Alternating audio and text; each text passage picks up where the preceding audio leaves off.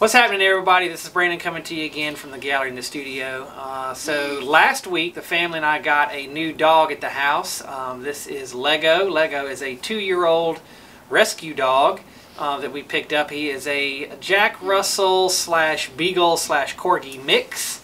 So I decided to do a pet portrait of Lego this time around. So this portrait here is where we are headed. This is the completed painting of Lego. So this video here, we're going to take a look at my process of that.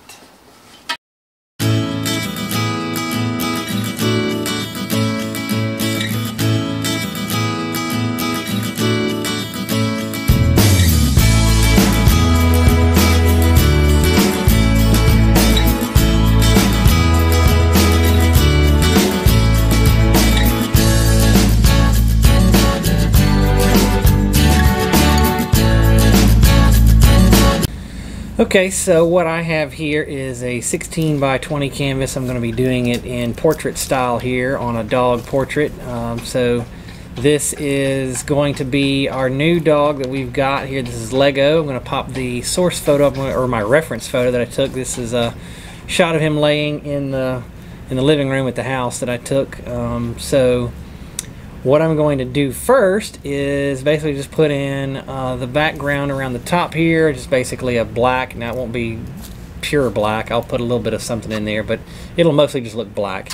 And then the carpet is just going to be kind of a creamy colored thing underneath here. So I'll put the background in, and as you can see, I've got Lego here is his name. I've got him sketched out in pencil, basically, where he's going to go here and the areas where the colors are going to go in.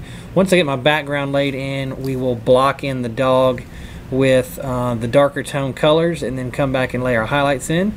And so let's get started with this background. We're going to be using acrylics, and I'm going to be using a pretty large brush to start out with to get this background in, just so I can cover some area and some territory quickly. And then I may switch to something a little bit smaller to get in and around the outline of the dog itself.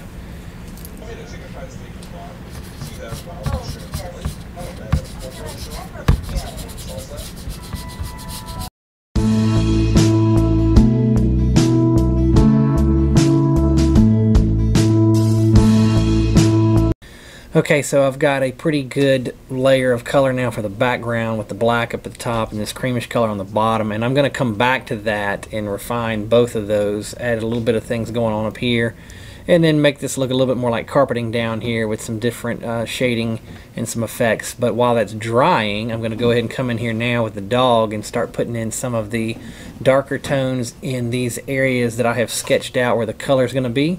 So we'll go ahead and get started on that while this background stuff is drying, and then once that stuff's dry, I'll come back and finish the carpet area in the background before I go back into any details on the dog.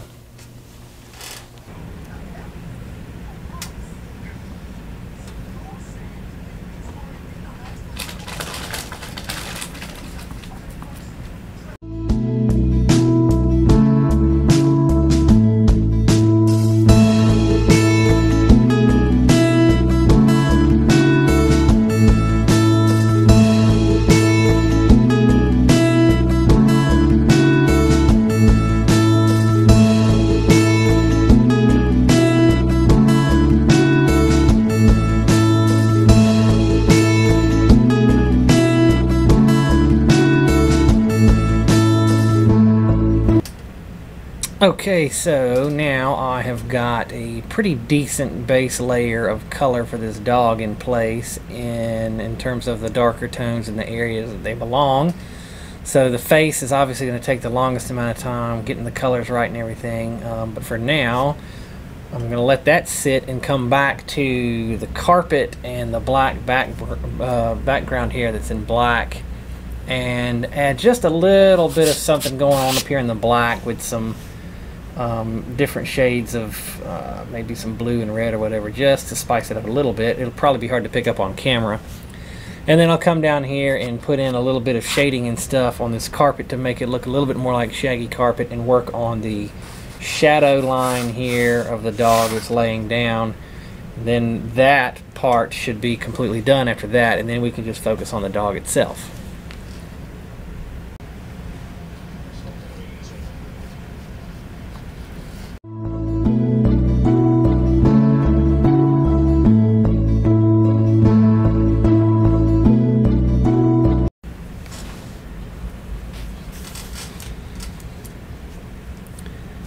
Okay, so now I am pretty satisfied with the background behind the dog and what basically amounts to a carpet looking area here and the shadow underneath the dog. So now we just need to get started with detailing out all the fur and you know, doing the dog itself. So I'm going to basically come back in and refine some of the edges a little bit and some of the lines, and then we will start bringing in lighter shades and tones into each area of the fur.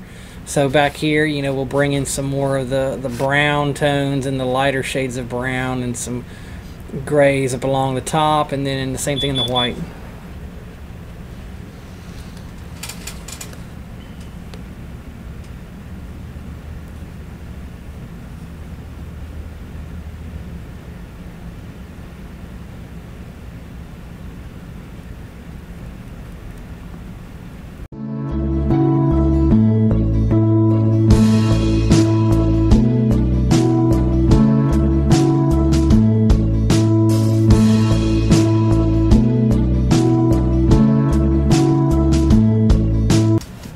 Okay, so as I'm continuing to work on the fur on the body here, what I'm doing here is I've got the same angled brush that's kind of frayed out and worn that I do a lot of my feather texture with on birds, that I come in here and do these layers with on the fur of the dog, and it creates a nice, basically a furry looking texture.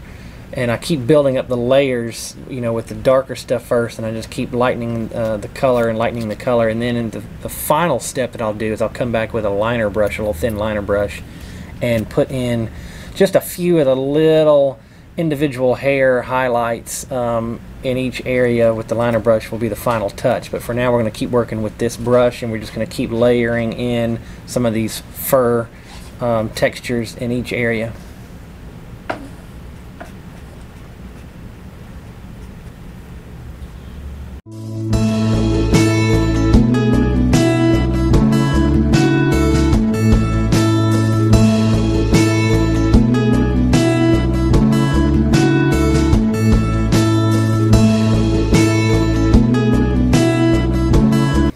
So now I'm at a point where I am pretty happy with the body here, the legs, the paws, the collar.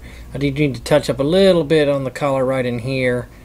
And then I am going to get started on the face. Now the face is going to be mostly getting that brownish reddish color put across there, and then I've got these areas in here that's going to tell me what my shading needs to be, so where I can get into darker to lighter areas and then back to darker areas to get the face looking right. Same way with the ears, and once we do that, it'll just be literally playing around with some of the details on that face, the eyes, the nose, the mouth, to get him looking exactly the way we want it to look. So we're going to get started on the face right after I touch up this piece of the collar down here, and start layering in some color. And we'll be doing it with some pretty small brushes, so we'll see how this works. I'll take a silly picture like this. I love taking selfies. I love taking naps. And I love getting more hits.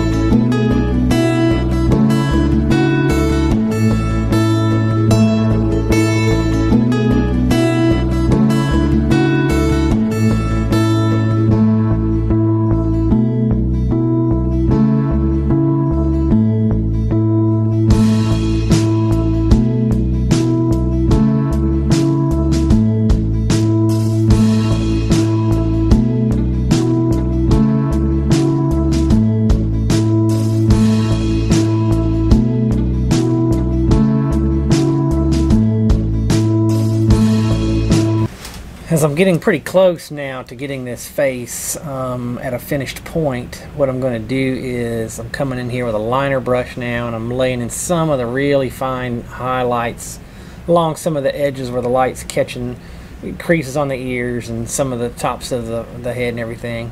And then I'm going to come in here and work on the eyes.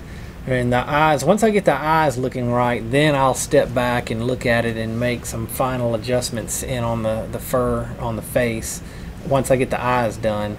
I find that doing the eyes is kind of the last step that I take to then be able to step back from it and see what changes I need to make before I call it finished. So I'm going to start here coming back in with some of the highlights with this liner brush, and then we'll move to the eyes.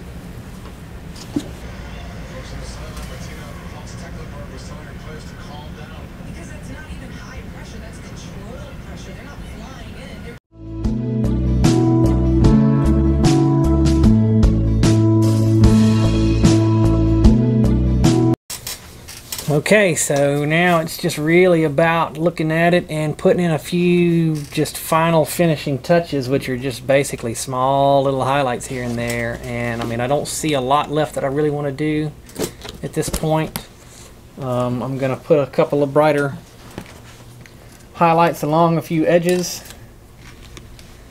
and that will be the end of it, I think.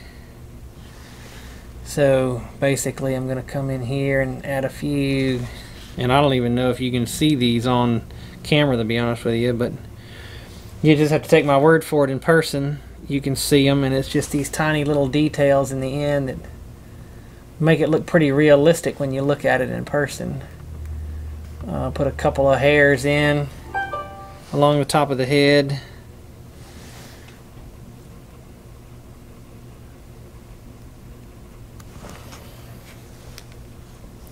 Some along the side of this face over here, and maybe a little bit more work around the mouth where this whiter color is kind of fading in and out of the fur, and then I think that will be it. Alright, so at this point I am calling it done. This is the finished painting of Lego.